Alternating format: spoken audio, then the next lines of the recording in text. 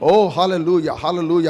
ಝೋಯೆ ಝೋಯೆ ಝೋಯೆ, ದೇವರ ರೀತಿಯಂತ ಒಂದು ಜೀವನ ನುಡಿತೇನೆ ಎಲ್ಲರ ಮೇಲೆ ಯೇಸು ನಾಮದಲ್ಲಿ, ಯೇಸು ನಾಮದಲ್ಲಿ. ಹಾಲೆಲೂಯ. ಪ್ರವಾಹ ಪ್ರವಾಹ ಪ್ರವಾಹ, ಜೀವ ನದಿಗಳ ಒಂದು ಪ್ರವಾಹ ನಾನು ಘೋಷಿಸ್ತೇನೆ ಎಲ್ಲರ ಮೇಲೆ, ಅವರ ಪರಿಸ್ಥಿತಿಯ ಮೇಲೆ, ಅವರ ಮನೆಯ ಮೇಲೆ, ಅವರ ಒಂದು ಕುಟುಂಬದ ಮೇಲೆ, ಅವರ ವ್ಯಾಪಾರದ ಮೇಲೆ, ಯೇಸು ನಾಮದಲ್ಲಿ. ಅವರ ಕೆಲಸದ ಸ್ಥಳದಲ್ಲಿಯೂ ಸಹ ನಿನ್ನ ಜೀವ ಜಲಗಳು ಜಲಾಶಯವಾಗಲಿ ಕರ್ತನೆ, ಜಲೆಗಳು ಜಲಾಶಯವಾಗಿ ಹರಿಯಲಿ ಯೇಸು ನಾಮದಲ್ಲಿ, ಯೇಸು ನಾಮದಲ್ಲಿ. ಓ ಥ್ಯಾಂಕ್ ಯು ಡ್ಯಾಡಿ. ಮುಟ್ಟದಕ್ಕಾಗಿ ಸ್ತೋತ್ರ, ಸ್ವಸ್ಥ ಮಾಡಿದಕ್ಕಾಗಿ ಸ್ತೋತ್ರ, ಬಿಡುಗಡೆ ಕೊಟ್ಟದಕ್ಕಾಗಿ ಸ್ತೋತ್ರ ಸ್ವಾಮಿ, ಆತ್ಮಭರಿತರಾಗಿ ಮಾಡಿದಕ್ಕಾಗಿ ಸ್ತೋತ್ರ ಸ್ವಾಮಿ. ನಮ್ಮ ಸಭೆ ಹೆಚ್ಚೆಚ್ಚು ನಿನ್ನ ಆತ್ಮನಿಂದ ತುಂಬಿದವರಾಗಿ ಕರ್ತನೆ ಸ್ವಾಮಿ, ಕೇವಲ ಜಲೆಗಳಲ್ಲಿ ನಾವು ತೃಪ್ತಿ ಪಡದಂತೆ ಕರ್ತನೆ ಸ್ವಾಮಿ, ಆ ಪಾದದ ಮಟ್ಟದ ಒಂದು ನೀರುಗಳಲ್ಲಿ ನಾವು ತೃಪ್ತಿ ಪಡದಂತೆ ಸ್ವಾಮಿ, ಅವುಗಳಲ್ಲಿ ಈಜಾಡುವಂಥ ಒಂದು ಮಟ್ಟಕ್ಕೆ ನಾವು ಹೋಗುವಂತೆ ನಮ್ಮ ಸಭೆಯನ್ನು ನೀವು ತೆಗೆದುಕೊಂಡು ಹೋಗು. ನಮ್ಮ ನಾಯಕರನ್ನು, ನಮ್ಮ ಸಭಿಕರನ್ನು, ನಮ್ಮ ಒಂದು ಕರ್ತನೆ ಮಕ್ಕಳನ್ನು, ನಮ್ಮ ಯವನಸ್ಥರನ್ನು ಸ್ವಾಮಿ ಅಪ್ಪ, ಈಜಾಡುವ ಮಟ್ಟಕ್ಕೆ, ಆತ್ಮನ ಒಂದು ನೀರುಗಳಲ್ಲಿ ಆ ಮಟ್ಟಕ್ಕೆ ನಮ್ಮನ್ನು ತೆಗೆದುಕೊಂಡು ಹೋಗು. ಓ ಹಾಲೆಲೂಯ, ಹಾಲೆಲೂಯ. ಓ ಸ್ತೋತ್ರ ಸ್ತೋತ್ರ ಸ್ತೋತ್ರ. ಸ್ವಸ್ಥ ಮಾಡಿದಕ್ಕಾಗಿ ಸ್ತೋತ್ರ, ಬಿಡುಗಡೆ ಕೊಟ್ಟದಕ್ಕಾಗಿ ಸ್ತೋತ್ರ, ಆಶೀರ್ವಾದ ಮಾಡಿದಕ್ಕಾಗಿ ಸ್ತೋತ್ರ. ನೀನೇ ದೇವರು ಒಡೆಯನಿಂದ ಘೋಷಿಸ್ತಾ ಯೇಸು ಉನ್ನತನ ಏಕೈಕ ನಾಮದಲ್ಲಿ ಈ ಪ್ರಾರ್ಥನೆಗಳಿಗೆ ನಂಬಿಕೆಯಿಂದ ಬೇಡಿ ಪಡೆದಿದ್ದೇವೆ. ಆಮೇಲೆ ಸಿದ್ಧವಾಗಿರಬೇಕಾಗಿ ನಾನು ಬಿಡುತ್ತೇನೆ. ಮೊದಲು ಪಾಲಕ್ಷಿ ಮತ್ತು ಜಯಂತಿ ಅವರನ್ನು ನಾನು ಕರಿತೇನೆ. ಮತ್ತು ಸಾಕ್ಷಿ ಹೇಳುವಾಗ ನಾವು ಎಚ್ಚರಿಕೆಯಿಂದ ಕೇಳಿಸ್ಕೊಳ್ಳೋಣ. ಓಕೆ, ದೇವರಿಗೆ ಮಹಿಮೆ ಕೊಡೋದಕ್ಕಾಗಿ ಸಾಕ್ಷಿ ಹೇಳ್ತಾ ಇದ್ದಾರೆ. ಆಮೆನ್. ಸೊ ನಾವು ಕೇಳಿಸ್ಕೊಳ್ಳೋಣ. ಓಕೆನಾ? ರೈಟ್. ದೇವ್ರ ನಾಮಕ್ಕೆ ಸ್ತೋತ್ರವಾಗಲಿ. ಲಾಸ್ಟ್ ವೀಕು ನಾನು ICUನಲ್ಲಿದ್ದೆ. ಈ ವಾರ ನನ್ನ ದೇವರು ಇಲ್ಲಿ ನಿಲ್ಲಿಸಿದ್ದಾನೆ. ಲಾಸ್ಟ್ ಟೈಮ್ ನಾನು 1ನೇ ತಾರೀಕಿನಿಂದ 15ನೇ ತಾರೀಕಿನ ತನಕ ಫಾಸ್ಟಿಂಗ್ ಪ್ರೇಯರ್ನಲ್ಲಿ ಇದ್ದೆ. ನಾನು ಫುಲ್ಲು ಹೆಂಗಂದರೆ ಟಂಗ್ಸ್ನಲ್ಲಿ ನಾನು ಜಾಸ್ತಿ ಮಾತಾಡ್ಬೇಕಂಬುದು ನನ್ನಲ್ಲಿ ಭಾಳ ಜಾಸ್ತಿ ಆಸೆ ಇತ್ತು. ಅದರಿಂದ ನಾನು ಪ್ರಾರ್ಥನೆ ಮಾಡೋದನ್ನೇ ಬಿಟ್ಟು ಜಾಸ್ತಿ ಟಂಗ್ಸ್ನಲ್ಲೇ ನಾನು ಮಾತಾಡ್ತಿದ್ದೆ. ಮನೆಯಲ್ಲಿ ಸಾಯಂಕಾಲ ಒಂದೇ ಪ್ರೇಯರಿಗೆ ಬರ್ತಿದ್ದೆ, ಮನೆಯಲ್ಲೆಲ್ಲ ಫುಲ್ಲು ಟಂಗ್ಸ್ನಲ್ಲೇ ಮಾತಾಡ್ತಿದ್ದೆ. ಫ್ರೈಡೇ ನಾನು ಮನೆಯಲ್ಲಿ ಹೋದ್ಮೇಲೆ ನನಗೆ ಅಸಿಡಿಟಿ ಆದಂಗಾಗಿ ಸ್ವಲ್ಪ ಎದೆ ಪೇನ್ ಆದಂಗೆ ಆಯಿತು. ರಾತ್ರಿ ಒಂದು ಟ್ಯಾಬ್ಲೆಟ್ ಹಾಕ್ಕೊಂಡು ಮಲಗಿದೆ. ಬೆಳಿಗ್ಗೆ ಎದ್ದ ತಕ್ಷಣ ಆಯಾಸ ಸ್ಟಾರ್ಟ್ ಆಯಿತು. ಸ್ವಲ್ಪ ಡಾಕ್ಟ್ರ್ ಹತ್ರ ಹೋದರೆ ಇಲ್ಲ, ನಿಮಗೆ ಸ್ವಲ್ಪ ಹಾರ್ಟ್ ಅಟ್ಯಾಕ್ ಆದಂಗೆ ಆಗಿದೆ ಅಂತ ಹೇಳಿದರು. ನಾನು ದೇವ್ರು ನನ್ನಲ್ಲಿ ಭಾಳ ಬಲವಾಗಿರೋದ್ರಿಂದ ನಾನು ಮತ್ತೆ ಸೀದಾ ಹಾಸ್ಪಿಟ್ಲಿಗೆ ಅಡ್ಮಿಂಟ್ ಆದರು. ICUನಲ್ಲಿ ಇಟ್ಟಿದ್ದರು. ಅಲ್ಲೇ ನನಗೆ ಆಯಿತು, ನನಗೇನು ಅನ್ನಿಸ್ಲಿಲ್ಲ ಆ ಥರ ಅಂತ. ಬಟ್ ಆದ್ರೂ ಮತ್ತೆ ನಾನು ಎಂಜಿಯೋಗ್ರಾಮ್ ಮಾಡಬೇಕಂತ ಹೇಳಿದರು ಡಾಕ್ಟ್ರು. ಸರಿ ಬಿಡು ಅಂತೇಳಿ ಮಾಡಿಸಿದ್ವಿ. ಆ ಜನಗಳು ಏನೋ ನನ್ನ ಹತ್ರ ಸುತ್ತಮುತ್ತ ಮಾತಾಡ್ತಿರುವಾಗ ನನ್ನಲ್ಲಿ ದೇವರ ಆತ್ಮ ಬಲವಾಗಿದ್ದ. ನಾನು ಸಾಯುವುದಿಲ್ಲ, ಯೆಹೋವನ ಕ್ರಿಯೆಗಳನ್ನು ನಾನು ಸಾರುತ್ತೇನೆ ಅಂತ ಹೇಳಿ. ಯಾಕೆಂದರೆ ನಾನು 15 ದಿನದಿಂದ ದೇವರ ಆತ್ಮ ನನ್ನಲ್ಲಿ ಯಾವ ರೀತಿ ಇದ್ದಾನೆ ಅದು ನಾನು ಅನುಭವಿಸಿದ್ದೀನಿ. ಅದನ್ನು ಆ ಶಕ್ತಿ ನನ್ನಲ್ಲಿ ಸಹ ಇತ್ತು. ಅದು ನನ್ನ ಜೀವವು ಕ್ರಿಸ್ತನಲ್ಲಿ ಅಡಗಿದೆ ಅಂತ ನಾನು ಅದೇ ಪ್ರಾರ್ಥನೆ ನಾನು ಮಾಡಿಕೊಂಡೆ. ಯಾವ ಜನ ಹೇಳಿದ್ರು ನಾನು ಕಿವಿಗೆ ಓಡಲಿಲ್ಲ. ದೇವ್ರು ನನ್ನಲ್ಲಿ ಬಲವಾಗಿರೋದ್ರಿಂದ ದೇವ್ರ ಎಂಜಿಯೋಗ್ರಾಮ್ ಮಾಡಿದ್ರಲ್ಲಿ ಅಲ್ಲಿ ಏನೂ ಇಲ್ಲ, ಯಾವುದೇ ರೀತಿ ನಿಮಗೆ ಏನು ತೊಂದರೆನೇ ಇಲ್ಲ. ಭಯ ಬೀಳಬೇಡ್ರಿ, ಅಲ್ಲಿ ಹೋಗ್ಬೇಡ್ರಿ, ಇದಕ್ಕೆ ಸ್ವಲ್ಪ ಒಂದು 30% ಇದೆ ಅಷ್ಟೇ, ಅದರ ಇದರಲ್ಲಿ ಟ್ಯಾಬ್ಲೆಟ್ನಲ್ಲಿ ಕ್ಯೂರ್ ಮಾಡ್ತೀನಿ ಅಂದರು. ಮನೆಯಲ್ಲಿ ಸಹ ನಾನು ನಾರ್ಮಲ್ಲಾಗಿ ಇವತ್ತಿಗೂ ಸಹ ನಾರ್ಮಲ್ಲಾಗಿದ್ದೀನಿ, ನನಗೇನು ತೊಂದರೆ ಇಲ್ಲ. ದೇವ್ರ ನಾಮಕ್ಕೆ ಸ್ತೋತ್ರವಲ್ಲಿ ಸಿನಣ್ಣ ಸಹ ಪ್ರೇಯರ್ ಮಾಡಿದರು. ಅವರು ದಿನನಿತ್ಯ ನನ್ನ ಜೊತೆಯಲ್ಲೇ ಸಹ ಪ್ರಾರ್ಥನೆಯಲ್ಲಿದ್ದರು. ಸಭೆಯಲ್ಲಿ ಗಣೇಶಣ್ಣ, ಪುಟ್ಟಣ್ಣ, ಅನಿಲಣ್ಣ ಎಲ್ಲರೂ ಸಹ ದೇವರು ನನಗೆ ಒಳ್ಳೆಯ ಸಭೆಯನ್ನು ಕೊಟ್ಟಿದ್ದಾನೆ. ನೀವು ಸಹ ನನಗೋಸ್ಕರ ಪ್ರಾರ್ಥನೆ ಮಾಡಿದ್ರಿ, ನಿಮಗೂ ಸಹ ನಾನು ಋಣಸ್ಥರಾಗಿದ್ದೇನೆ. ದೇವರಿಗೂ ಸಹ ನಾನು ಋಣಸ್ಥರಾಗಿದ್ದೇನೆ. ಜೀವ ಇರೋ ತನಕ, ಆತ ಉಸಿರಿರುವ ತನಕ ಆತನನ್ನು ಸ್ತುತಿಸ್ತೇನೆ. ದೇವರು ನನ್ನಲ್ಲಿ ಬಲವಾಗಿದ್ದಾನೆ. ದೇವ್ರ ನಾಮಕ್ಕೆ ಸ್ತೋತ್ರವಾಗಿ. ಪ್ರಾರ್ಥನೆ ಮಾಡಿದ್ದಕ್ಕಾಗಿ ಸಭೆಯವರೆಲ್ಲರಿಗಾಗಿ ನಾನು ಸ್ತೋತ್ರ ಸಲ್ಲಿಸ್ತೇನೆ. ದೇವ್ರ ನಾಮಕ್ಕೆ ವಂದನೆ. ದೇವರು ನಮ್ಮನ್ನು ಅದ್ಭುತವಾಗಿ ಬಿಡುಗಡೆ ಮಾಡಿದ. ಹೋದ ವಾರ ಅಂತೂ ನಮಗಂತೂ ಅಷ್ಟು ಭಯವಾಗಿತ್ತು. ಆದರೆ ದೇವರು ನಂಬಿಗಸ್ತನು, ನೀತಿವಂತನಾಗಿರೋದರಿಂದ ನಮ್ಮನ್ನು ಮರಣದಿಂದ ತಪ್ಪಿಸಿದನೆಂದು ನಾನು ಈ ಮಾತು ಹೇಳ್ತೇನೆ. ದೇವ್ರ ನಾಮಕ್ಕೆ ಸ್ತೋತ್ರವಾಗಲಿ. ಸಭೆಯವರೆಲ್ಲರಿಗೆ ವಂದನೆ ಸಲ್ಲಿಸ್ತಾ ಇದ್ದೇನೆ. ಆಮೇಲೆ ಅವರ ಒಂದು ರಿಪೋರ್ಟ್ ಆ್ಯಕ್ಚುಲಿ ಡಾಕ್ಟ್ರುಗಳು ಏನೋ ಹಾರ್ಟ್ ಅಟ್ಯಾಕ್ ಆಗಿದೆ ಅಂತ, ಆ ಹಾರ್ಮೋನ್ ರಿಲೀಸ್ ಆಗಿದೆ ಅಂತೇಳಿ ಅದು ಪರೀಕ್ಷೆಯಲ್ಲಿ ಪ್ರೂವ್ ಆಗಿತ್ತು. ಆದರೆ ಆಂಜಿಯೋಗ್ರಾಮ್ ಮಾಡಿದ ಮೇಲೆ ಅವರ ಡಾಕ್ಟ್ರೇ ಆಶ್ಚರ್ಯವಾಗಿಬಿಟ್ರೆ ಇಲ್ಲ ಅಂತ, ಯಾವ ಟ್ರೇಸಸ್ ಇಲ್ಲ ಅಂತ. ಸೊ ಇದು ಅದ್ಭುತ. ನಾನು ಹೇಳ್ತಾ ಇಲ್ಲ, ಅವ್ರ ಬಾಯಿಂದನೇ ಇದು ದೇವರೇ ಮಾಡಿರೋದು. ದೇವರಲ್ಲಿ ನಂಬಿಕೆ ಇರೋದ್ರಿಂದ ನಮಗೆ ಗುಣವಾಯಿತು ಅಂತ ಅವರು ಸಾಕ್ಷಿ ಹೇಳಿದ್ದಾರೆ. ಆಮೆನ್. ಇದು ಕೇವಲ ದೇವರು ಮಾಡಿದಂಥ ಒಂದು ಕೆಲಸದಲ್ಲಿ ಒಂದು ತುಣುಕಾಗಿದೆ. ಆಮೆನ್.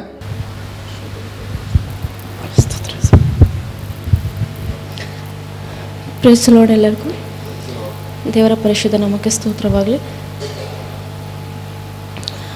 ನನಗೆ 1 ವೀಕಿಂದ ನನಗೆ ಲೆಫ್ಟ್ ಹ್ಯಾಂಡ್ ಫುಲ್ ಪೇನ್ ಇತ್ತು. ನಾನು ಜಸ್ಟ್ ಪ್ರೇಯರ್ ಮಾಡ್ತಾಯಿದ್ದೆ. ಬಟ್ ಇವತ್ತು ಮಾರ್ನಿಂಗ್ ಎದ್ದೇಳಬೇಕಾದ್ರೆ ನನಗೆ ರೈಟ್ ಹ್ಯಾಂಡ್ ಫುಲ್ಲು ಸಿಕ್ಕಾಪಟ್ಟೆ ಪೇನ್. ನಂಗೆ ಆಗ್ತಾನೇ ಇರಲಿಲ್ಲ. ಒಂದು ಪಾಪನ ಎತ್ಕೊಳ್ಳೋಕ್ಕೂ ಆಗ್ತಾ ಇರಲಿಲ್ಲ, ಏನು ಕೆಲಸ ಮಾಡೋಕ್ಕಾಗ್ತಾ ಇರಲಿಲ್ಲ.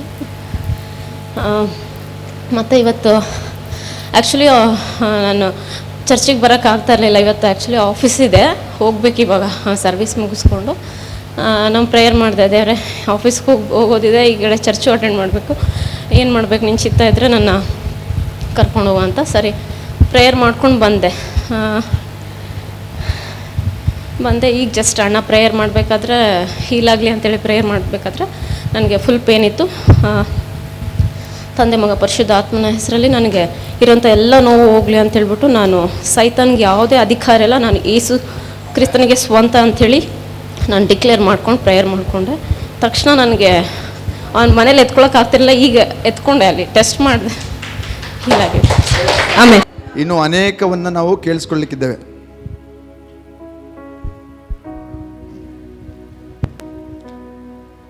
ಹಲ್ಲೆಲೂಯ. ಎಲ್ಲರಿಗೂ ಪ್ರೈಸ್ ದ ಲಾರ್ಡ್. ಇವತ್ತು ಸಾಕ್ಷಿ ಹೇಳುವುದಕ್ಕಾಗಿ ದೇವರು ನಮಗೆ ಅವಕಾಶ ಕೊಟ್ಟಿದ್ದಕ್ಕಾಗಿ ದೇವರಿಗೆ ಸ್ತೋತ್ರ ಸಲ್ಲಿಸ್ತೇನೆ. ನಿಮ್ಮೆಲ್ಲರಿಗೂ ವಂದನೆ ಸಲ್ಲಿಸ್ತೇನೆ. ಅದೇ ರೀತಿ ನಮ್ಮ ಎಲ್ಲ ಸಭಾಪಾಲಕರಿಗೆ ವಂದನೆ ಸಲ್ಲಿಸ್ತೇನೆ. ಈ ಸಾಕ್ಷಿ ಏನಂದರೆ, ಈಗ ನಾನು ದೇವರು ನಂಬಿ 7 ವರ್ಷದಿಂದ 8ನೇ ವರ್ಷ ಇಷ್ಟು ದಿವಸ ಉಪವಾಸ ಪ್ರೇಯರ್ ಇಟ್ಟಿದ್ದರು. ಆದರೆ ಈ 15 ದಿನದಲ್ಲಿ ನಾನು ಕಾಣಲಾರ್ದ ಅದ್ಭುತಗಳು ನಾನು ಕಂಡಿದ್ದೀನಿ. ಯಾಕಂದರೆ ಉಪವಾಸ ಪ್ರಾರ್ಥನೆಯಲ್ಲಿ ಸಾಯಂಕಾಲ ಬಂದರೆ ಬೆಳಿಗ್ಗೆ ಬರ್ತಿದ್ದಿಲ್ಲ, ಬೆಳಿಗ್ಗೆ ಬಂದರೆ ಸಾಯಂಕಾಲ ಬರ್ತಿದ್ದಿಲ್ಲ. ಆದರೆ ಈ ಉಪವಾಸ ಪ್ರಾರ್ಥನೆ ಬೆಳಿಗ್ಗೆ ಸಾಯಂಕಾಲ ಕಂಟಿನ್ಯೂ 15 ದಿನ ಬಂದೀನಿ. 15 ದಿನದಲ್ಲಿ ಯಾವ ರೀತಿ ಅಂದರೆ ಹೇಳೋಕ್ಕಾಗಿಲ್ಲ, ಅಷ್ಟು ದೇವರು ಅದ್ಭುತಗಳು ಮಾಡಿದ್ದೀನಿ. ಯಾಕಂದರೆ ನೋಡಿರಿ, ನಾವು ಹೊನ್ನಳ್ಳಿಗೆ ಪ್ರೇಯರ್ಗೆ ಹೋಗ್ತಾಯಿದ್ವಿ. ಸುಮಾರು ಒಂದು 4 ವರ್ಷ ಆಯಿತು. ಆ 4 ವರ್ಷದಲ್ಲಿ ಹೋಗೋಕ್ಕಿಂತ ಮುಂಚೆ ನಮ್ಮ ಹೆಣ್ಮಕ್ಳಿಗೆ ಪ್ರೇರೇಪಣೆ ಮಾಡಿದರು. ಅದೇ ರೀತಿಯಾಗಿ ಹೋಗೋಣ ಅಂತಂದರು. ಒಂದು ನಮ್ಮ ಜೀವಿತದಲ್ಲಿ ನಮಗೊಂದು ಛಲ ಬಂತು. ನಮ್ಮದು ಬಂಡೆಟ್ಟಿ ಸುಮಾರು ಎಷ್ಟೋ ಸಾವಿರಾರು ಮನೆಗಳಿದಾವ. ಅಷ್ಟು ದೊಡ್ಡ ಊರಲ್ಲಿ ನನ್ನನ್ನು ಆರಿಸಿಕೊಂಡ ದೇವರು. ಯಾಕೆ ಆರಿಸಿಕೊಂಡ? ಪರಲೋಕ ಬಿಟ್ಟು ನನಗೋಸ್ಕರ ಭೂಲೋಕಕ್ಕೆ ಬಂದು ರಕ್ತವನ್ನು ಸುರಿಸಿ ನನಗೋಸ್ಕರ ಪ್ರಾಣವನ್ನು ಕೊಟ್ಟ. ಆದರೆ ಆತನಿಗಾಗಿ ನಾನೇನು ಕೊಟ್ಟಿನಿ ಅಂತೇಳಿ ನಾನು ನನ್ನ ಹೆಂಡತಿ ಮಾತಾಡ್ಕೊಂಡಿವಿ. ನಾವು ಇಬ್ಬರು ಮಾತಾಡ್ಕೊಂಡು ನಮ್ಮ ಕೈಲಿ ಏನು ಕೊಡೋಕ್ಕಾಗಲ್ಲ, ನಾವು ಏನು ದೇವರಿಗೆ ಏನು ಕೊಡೋಕ್ಕಾಗಲ್ಲ, ಅದಕ್ಕಾಗಿ ಆತನಿಗಾಗಿ ನಾವೇನು ಕೊಡೋಕ್ಕಾಗುತ್ತೆ ಅಂತೇಳಿ ಇಬ್ಬರು ಒಂದು ತೀರ್ಮಾನ ಮಾಡ್ಕೊಂಡು ಆತ್ಮಗಳನ್ನು ಸಂಪಾದಿಸ್ಬೇಕು. ಹೆಂಗೇನು ಮಾಡಿ ಆತ್ಮಗಳನ್ನು ಸಂಪಾದಿಸ್ಬೇಕಂದ್ರೆ ಸುಮ್ಮನೆ ನಾವು ನಮ್ಮ ಸಾಕ್ಷಿ ಹೇಳ್ಕೊಂತ ಹೋದ್ರೆ ಆಗೋದಿಲ್ಲ. ನಮ್ಮ ಸಾಕ್ಷಿ ಹೇಳ್ಕೊಂತ ಹೋದರೆ ಅವ್ರು ಕೇಳ್ತಾರೆ, ಆಯ್ತು ಬಿಟ್ಬಿಡ್ತಾರೆ. ಇವಾಗ ಬಂಡೆಟ್ಟಾಗ ಎಷ್ಟು ಮಂದಿ ಯೇಸು ಸ್ವಾಮಿ ಬಗ್ಗೆ ಗೊತ್ತಿಲ್ಲ, ಆದರೂ ಅವ್ರನ್ನ ಆ ಸಾಕ್ಷಿ ಹೇಳ್ಬೇಕು, ಪ್ಲಸ್ ಅವ್ರನ್ನ ಫಾಲೋ ಮಾಡಿ ನೋಡ್ರಿ, ಹೊನ್ನಳ್ಳಿಯವರಿಗೆ ಸುಮಾರು 2 ವರ್ಷದಿಂದ ಪ್ರೇಯರ್ ಹೋಗ್ತಿದ್ವಿ. ಆದರೆ ನಮ್ಮ ಹೆಣ್ಮಕ್ಳಿಲ್ಲ, ಇದಕ್ಕಾಗಿ ಉಪವಾಸ ಮಾಡ್ಬೇಕು. ಒಂದೊಂದು ದಿನ 3 ದಿನ ಉಪವಾಸ ಮಾಡ್ತಾವೆ ನಮ್ಮ ಹೆಣ್ಮಕ್ಳು, 3 ದಿನ ಊಟ ಮಾಡಲ್ಲ. ಅದಕ್ಕಾಗಿ ಅವಲ್ಲಿಂದ ಆತ್ಮಗಳು ಸುಮ್ಮನೆ ಹೊನ್ನಳ್ಳಿಯಿಂದ ಬಂದರು ಅವರು. ಅಲ್ಲಿಂದ ಆದಮೇಲೆ ಅಪ್ಪ ಇದು ಒಂದು ಊರು, ಇನ್ನು ಮುಂದೆ ಊರು ತೋರ್ಸಪ್ಪ ಅಂದಾಗ ಮತ್ತೆ ಬಸಾಪುರಕ್ಕೆ ಹೋದ್ವಿ. ಬಸಾಪುರದಲ್ಲಿ ಲಾಸ್ಟ್ ಹೋದ ತಿಂಗಳ 20ನೇ ತಾರೀಕು ಹೋದಾಗ 7 ಜನ ಹೊಸಬರು ಪ್ರೇಯರ್ ಮಾಡಿಸ್ಕೊಂಡ್ರು, ಹೊಸ ಆತ್ಮಗಳು. ಮೊನ್ನೆ ಬುಧವಾರ ದಿನ ಹೋದಾಗ 8 ಜನ ಹೊಸಬರು ಪ್ರೇಯರ್ ಮಾಡಿಸ್ಕೊಂಡ್ರು. ದೇವರಿಗೆ ಎಷ್ಟು ಸ್ತೋತ್ರ ಹೇಳಿದ್ರೆ ಕಡಿಮೆ. ಅದೇ ರೀತಿಯಾಗಿ ನಿನ್ನೆ ಶನಿವಾರ ಸಭಾಪಾಲಕರಿಗೆ ತುಂಬ ಟ್ಯಾಂಕ್ಸ್ ಹೇಳ್ತೀನಿ. ಯಾಕಂದರೆ ಈ 15 ದಿನ ಎಷ್ಟು ಜಲ್ದಿ ಮುಗಿದ್ಬಿಡ್ತಲ್ಲಪ್ಪ ಅಂತ. ಅದು ಇನ್ನೂ ಕಂಟಿನ್ಯೂ ನಮ್ಮದು, ಯಾಕಂದ್ರೆ ಕಂಟಿನ್ಯೂ ಐತೆ ನಮ್ಮ ಪ್ರೇಯರ್, ಉಪವಾಸ ಪ್ರೇಯರ್. ಒಂದಿನ ಮಾತ್ರ ಮಿಸ್ ಆಯ್ತು ನಮ್ಮದು. ಅಲ್ಲಿಂದ ಕಂಟಿನ್ಯೂ ನಮ್ದು ಐತೆ. ಇದೇ ಕಂಟಿನ್ಯೂ ಇದ್ದರೆ ಎಷ್ಟು ಚೆನ್ನಾಗಿರ್ತದಲ್ಲ, ಆತ್ಮಗಳು ದಾಹ ಪ್ರತಿಯೊಬ್ಬರಿಗೆ ಬರ್ತದಲ್ಲ ಅಂತ ನಮಗೆ ಭಾಳ ನಮ್ಮ ಸಭಾಪಾಲಕರು ಎಲ್ಲರಿಗೆ ವಂದನೆ ಸಲ್ಲಿಸ್ತಾನೆ. ಇದು ಇನ್ನೂ ಹೆಚ್ಚಾಗಿ ಮಾಡ್ಬೇಕಂತೇಳಿ ನಾವು ಹೊಂದಿಸ್ತಾನೆ ಅವರಿಗೆ. ಯಾಕಂದರೆ ನಿನ್ನೆ ಇನ್ನೊಂದು ಅದ್ಭುತ, ನಾವು ಇವಾಗ ಹೊನ್ನಳ್ಳಿ ಬಸಾಪುರ ಹೋಗ್ತಾ ಇದ್ದೀವಿ.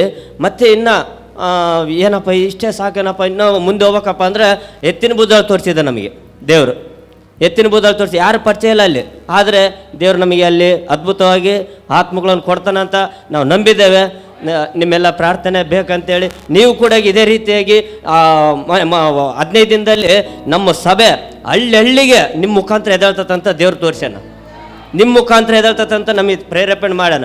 ಯಾಕಂದರೆ ನೋಡ್ರಿ, ನಾವು ಒಬ್ಬರೇ 15 ಜನಕ್ಕೆ ಬಸಾಪುರದಾಗ, ಅದು ಅಲ್ಲಿ ನೋಡ್ರಿ ಇಲ್ಲಿ ಬಂದಿದ್ದಾರೆ ಅವರು 3 ವರ್ಷದಿಂದ ನೋವು ತಿಂತದಾರ.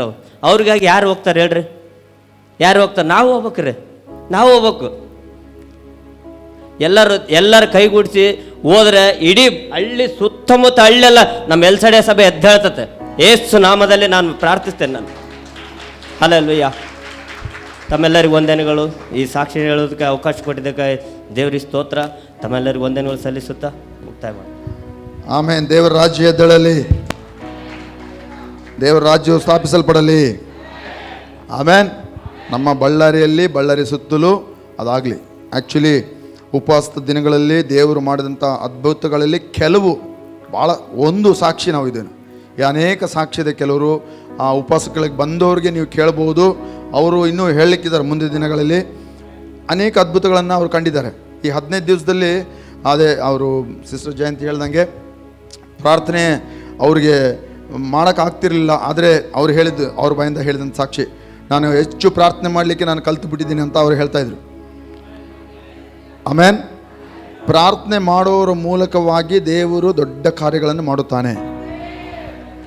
ಕೆಲವರು ಮಾತ್ರ ಆಮೇಲೆ ಹೇಳಿದ್ರಿ. ನಾನು ಹೇಳಿದೆ, ಪ್ರಾರ್ಥನೆ ಮಾಡುವವರ ಮೂಲಕವಾಗಿ ದೇವರು ದೊಡ್ಡ ಕಾರ್ಯಗಳನ್ನು, ಮಹತ್ತಾದಂಥ ಕಾರ್ಯಗಳನ್ನು ಮಾಡುತ್ತಾನೆ. ಆಮೇನ್. ಹಲ್ಲೆಲೂಯಾ. ಓಕೆ, ನೀವು ಹಾಗೆ ಕೇಳಿಸ್ಕೊಳ್ತಾ ಇರಬೇಕಾದ್ರೆ ಒಂದು ಚರಣವನ್ನು ನಾನು ಹಾಡ್ತೇನೆ. ಅದಾದ ನಂತರ ನಾವು ವಾಕ್ಯಕ್ಕೆ ಹೋಗೋಣ.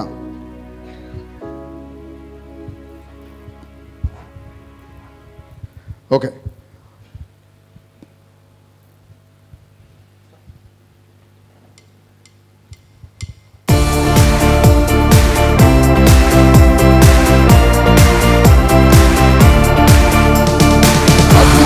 ಅಭಿಷೇಕಾನಂತಲೆ ಮೇಲೆ ಪರಿಶುದ್ಧಾತ್ಮನು ನನ್ನೊಳಗೆ, ಪರಿಶುದ್ಧಾತ್ಮನು ನನ್ನೊಳಗೆ, ಸಾರುವೆನು ಸುವಾರ್ತೆಯನ್ನು ಎಲ್ಲರಿಗೂ, ಸಾರುವೆನು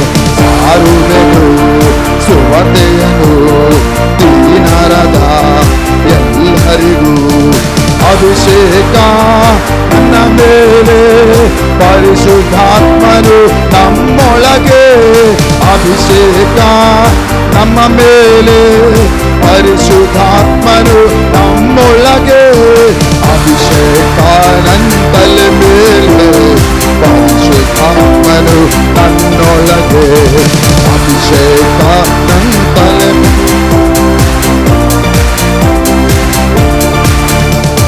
ಹೃದಯದಲ್ಲಿ ನೊಂದವರು ಹೇರಳವು, ಹೃದಯದಲ್ಲಿ ನೊಂದವರು ಹೇರಳವು. ಗಾಯ ಕಟ್ಟುವೆ ಬಳ್ಳಾರಿಯೆಲ್ಲ ನಾಮದಲ್ಲಿ, ಗಾಯ ಕಟ್ಟುವೆ ಬಳ್ಳಾರಿಯೆಲ್ಲ ಯೇಸುವಿನ ನಾಮದಲ್ಲಿ. ಗಾಯ ಕಟ್ಟುವೆ ಬಳ್ಳಾರಿಯೆಲ್ಲ ಯೇಸುವಿನ ನಾಮದಲ್ಲಿ. ಅರಿಕೆ ಮಾಡೋಣ ನಂಬಿಕೆಯಿಂದ. ಗಾಯ ಕಟ್ಟುವೆ ನಗರವೆಲ್ಲ ಯೇಸುವಿನ ನಾಮದಲ್ಲಿ. ಅಭಿಷೇಕ ನನ್ನ ಮೇಲೆ, ಪರಿಶುದ್ಧಾತ್ಮನು ನಮ್ಮೊಳಗೆ, ಅಭಿಷೇಕ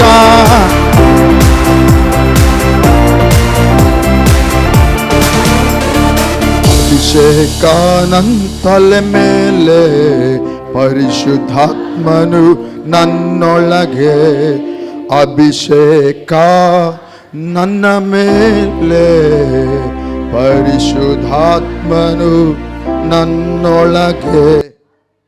ಆಮೇನ್, ಆಮೇನ್, ಆಮೇನ್, ಆಮೇನ್, ಆಮೇನ್. ಅನೇಕರು ನೀವು ಸ್ವಸ್ಥ ಹೊಂದಿದ್ದೀರಿ. ದಯಮಾಡಿ ಪರೀಕ್ಷೆ ಮಾಡಿ ನೋಡ್ರಿ, ಸ್ವಸ್ಥರಾಗಿದ್ದೀರಿ. ಅವುಗಳನ್ನು ಸಾಕ್ಷಿಯಾಗಿ ದೇವರಿಗೆ ನೀವು ಕೊಡಬೇಕಾಗಿ ನಾನು ಮನವಿ ಮಾಡುತ್ತೇನೆ. ಆಮೆನ್. ಯಾರಾದರೂ ಸಾಕ್ಷಿ ಹೇಳ್ತೀರಾ? ಈಗ ಸ್ವಸ್ಥವಾದವರು ನೀವು ಕೈ ಎತ್ತಿದ್ರಿ, ಅನಾರೋಗ್ಯ ಇತ್ತು, ಇಲ್ಲಿ ಬಂದಾಗ ನಾನು ಕೆಲವ್ರ ಕಂಡೀಷನ್ ಹೇಳಿದೆ. ಕುತ್ತಿಗೆ ನೋವು, ತಲೆನೋವು, ಓಕೆ, ಇಲ್ಲಿ ಹಿಂಭಾಗದಲ್ಲಿ. ಯಾರಾದರೂ ಇಂಗ್ಲೀಷ್ ಆರದ್ಮೇಲೆ ಒಬ್ಬರು ಬೇಗ ಬನ್ನಿ. ಓಕೆ, ಮುಂದಿನ ವಾರ 29ನೇ ತಾರೀಕು ದಯಮಾಡಿ ನಾವು ಈ ಒಂದು ಸುವಾರ್ತೆ ಸ್ವಸ್ಥತೆ ಒಂದು ಆರಾಧನೆಯನ್ನು ಇಟ್ಕೊಂಡಿದ್ದೇವೆ. 2 ಆರಾಧನೆ ಇರ್ತದೆ. ಓಕೆ, ಒಂದೇ ಆರಾಧನೆ ಅಲ್ಲ, ಇಂಗ್ಲೀಷ್ ಆರಾಧನೆ ಇಂಗ್ಲೀಷ್, ಕನ್ನಡ ಆರಾಧನೆ ಕನ್ನಡ ಆರಾಧನೆ. ದಯಮಾಡಿ ಕನಿಷ್ಠ ಪಕ್ಷ 3 ಜನರಿಗೋಸ್ಕರ ಇವತ್ತೇ ಹೆಸರುಗಳು ಬರ್ಕೊಳ್ರಿ. ನಿಮ್ಮ ಬಂಧು ಬಳಗ ಅಂದರೆ ಡೈಲಿ ಅವ್ರನ್ನ ಪರಿಚಯ ಇರ್ತದೆ, ಅವ್ರ ಫ್ರೆಂಡ್ಸ್ ಇರ್ಬೋದು, ಕಾಲೇಜ್ ಫ್ರೆಂಡ್ಸ್ ಇರ್ಬೋದು, ನಿಮ್ಮ ಬಂಧು ಬಳಗ ಇರ್ಬೋದು. ಅಂಥವ್ರು 3 ಕೇಳಿಸ್ಕೊಳ್ರಿ. ಅಂಥವ್ರ 3 ಹೆಸರುಗಳನ್ನು ಇವತ್ತೇ ಬರೆದು ನೀವು ಅವ್ರಿಗೋಸ್ಕರ ಪ್ರಾರ್ಥನೆ ಮಾಡೋದನ್ನು ಸ್ಟಾರ್ಟ್ ಮಾಡಿರಿ. ಏನು ಪ್ರಾರ್ಥನೆ ಮಾಡ್ತೀರಾ? ಜಲನ ಹೆಚ್ಚು ಮಾಡಿರಿ. ಆಮೇಲೆ ಜೀವ ಜಲನ ಹೆಚ್ಚು ಮಾಡಿರಿ. ಅನ್ಯ ಭಾಷೆಯಲ್ಲಿ ಮಾತನಾಡ್ರಿ. ಅವ್ರ ಹೆಸರು ಇಡಬೇಕು, ಅನ್ಯ ಭಾಷೆಯಲ್ಲಿ ಪ್ರಾರ್ಥನೆ ಮಾಡಬೇಕು. ಪವಿತ್ರಾತ್ಮನ ಪ್ರಾರ್ಥನೆ ಮಾಡ್ತಾನೆ. ಆಮೇಲೆ ಓಕೆನಾ? ಸೊ 3 ಜನ ಕನಿಷ್ಠ, ಮ್ಯಾಕ್ಸಿಮಮ್ ಎಷ್ಟನ್ನೇ ಇರ್ಬೋದು, ಮಿನಿಮಮ್ ಒಬ್ಬೊಬ್ಬರು. ಗಂಡ ಹೆಂಡ್ತಿದ್ರೆ ಗಂಡನ 3 ಹೆಂಡತಿ 3 ಕರ್ಕೊಂಬರೋಣ. ಆಮೇಲೆ ಮುಂದಿನ ವಾರ ಕನ್ನಡ ಆರಾಧನೆಯಲ್ಲಿ ದೇವರು ದೊಡ್ಡ ಅದ್ಭುತಗಳನ್ನು ಮಾಡ್ತಾನೆ. ಯಾಕೆಂದರೆ ನಮ್ಮಲ್ಲಿಟ್ಟಂಥ ಒಂದು ಜಲೆಗಳದು ಸಾಮಾನ್ಯವಾದದ್ದಲ್ಲ. ಹಲ್ಲೆಲೂಯಾ.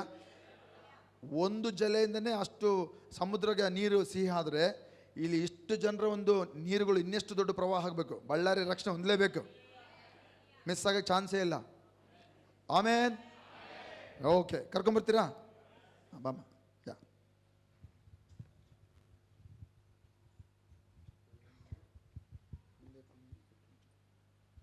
నాకు 15 రోజులు ఉపవాసం ప్రేయర్కి వచ్చినప్పుడు ఏదైనా ఉండే ఎడమ సైడు, అది ప్రార్థన చేసుకున్నాక అక్క అన్న బాగా స్వస్థత అయింది, దేవుడు ముట్టినాడు, చాలా బాగా అయింది, నాకు దేవుడు మేలు చేసినాడు, దేవునికి స్తోత్రము. ఇప్పుడు నిన్న 2 రోజుల నుంచి నాకు వెన్నుపోటు ఉండే, పక్కల నొప్పులు చాలా ఉండే, చాలా భరించుకోకున్నంత నొప్పులు ఉండి ప్రార్థన చేసుకుంటూ పండుకుంటున్నాను. అయితే కూడా చేతగల అయినా పొద్దున ప్రార్థన చేసి పనికి పోయినాను. ఇప్పుడు దేవుడు అన్నతో మాట్లాడినాడు, దేవునికి స్తోత్రము, సంపూర్ణ స్వస్థత పొందుకున్నాను యేసు నామములో. దేవునికి స్తోత్రం, థ్యాంక్స్ తండ్రి యేసే నామములో దేవునికి స్తోత్రం. ಆಮೇನ್. ಯೇಸುಗಾಗಿ ಚಪ್ಪಲ್ ತಡ್ತಾರೆ ಜೋರಾಗಿ.